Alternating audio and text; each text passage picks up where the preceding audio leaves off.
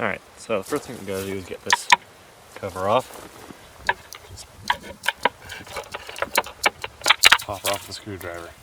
This isn't gonna fit afterwards, so we may have to modify it.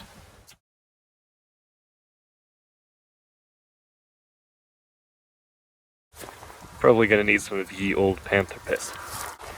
Might even need to beat him with a claw hammer. Let's see what Hank Hill can do about this problem.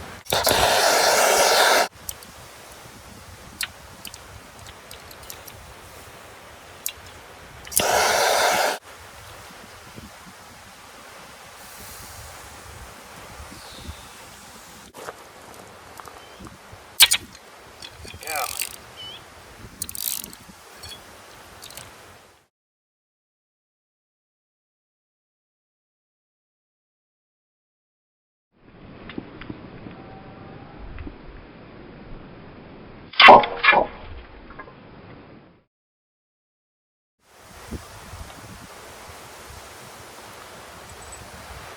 Alright, so one hazard was trying to get him unstuck with a hammer is that you deform the head to the point where you can't get the socket in, and you have to try to beat it back to shape and hammer the socket back in. There we go.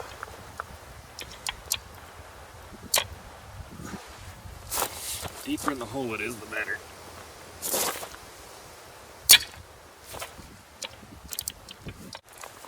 Probably safe to say I won't be reusing this one. There we go. Ew. Isn't that just appealing inside? Now I need some snap ring pliers. I don't have them. Got these needle nose pliers, the grooves cut in the end. And if you're like me and you're doing it wrong, you're probably also going to want a paint can opener or one of these little screwdriver-y things. So you hook it underneath. Just pull it. Try not to muck up the snap ring too much though, because we're going to need that again. It's going to want to go in this groove at the end. Just let it. And then pop it the rest of the way out. There we go. There's this little bugger.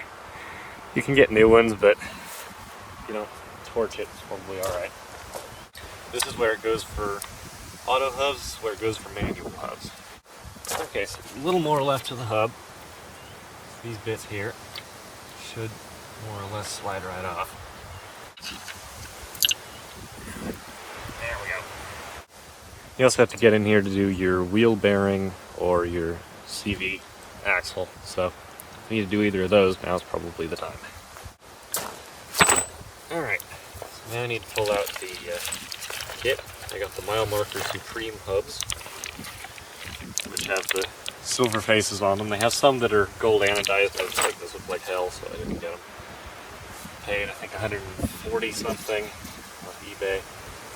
So the instructions for these say you're not supposed to pack them with grease because they're spring loaded, but I figure a little grease won't hurt. And they did seem a little crunchy in some places. Putting a little bit of just generic wheel bearing grease on the back of this gasket doesn't help it seal, but well, it might.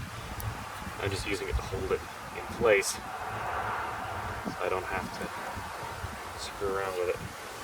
There's the hub, and we got to take the faceplate off. It's almost a 4mm, but I couldn't get my 4mm to go into it, so I'm going to take out the two that hold the face on.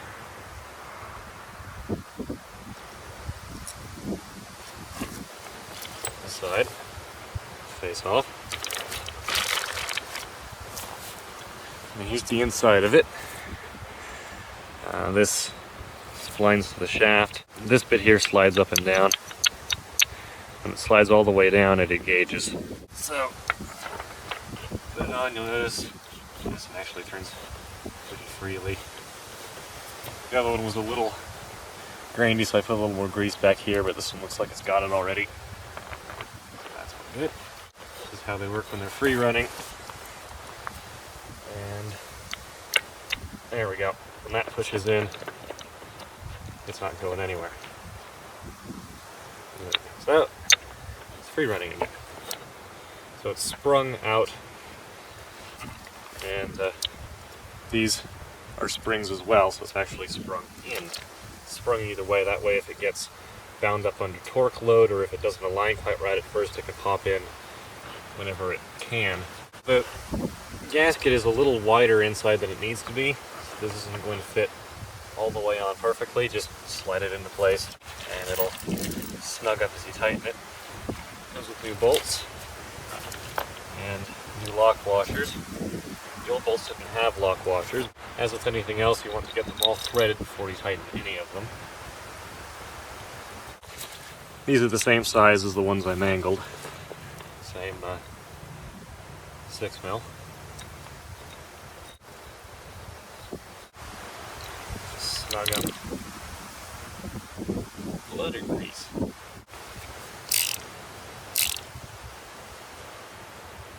those tight. Grease is red. Blood is red. So there's the inner part on. Before we put this back on, we need to put that little snap ring in. See the groove in there?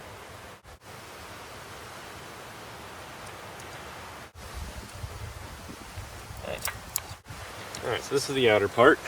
Just gonna check the action here.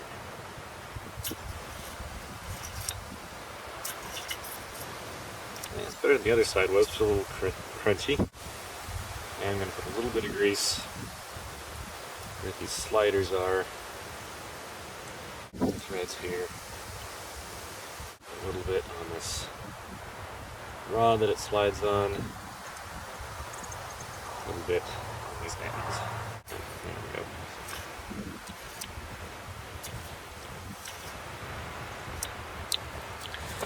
So you can see how it works here. It's got a free and a lock and almost a full turn between them. And that moves this sort of screw thing at the back, which drives the spring arms, which are pretty stiff, up and down, pushing this into the inside bit. Back in.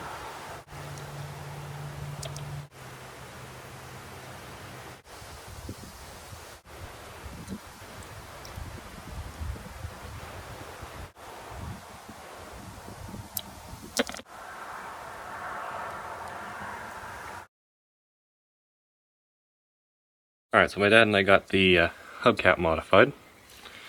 Notice it's a damn sight smaller. Could probably use a little sanding on the edges still, but it's pretty good. The way we did it is we got this flush cut bit on the router, and then it has a small bearing in it, and I put a slightly larger bearing on it, or much larger bearing on it, so that lines up with the outside. So screw. Washer to hold the bearing down. And this is, I don't even remember what I found this in. It's just a ball bearing I pulled out of something that was broken. It's about 21, 22 millimeters.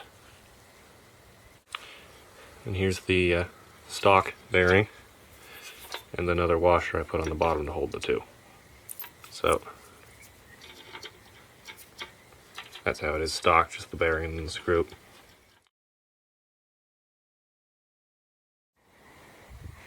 So here they are after 2 coats of generic gray primer and 2 coats of Rust-Oleum silver.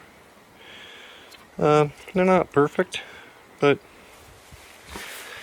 neither are my rims, so if I got them too nice, they just stick out.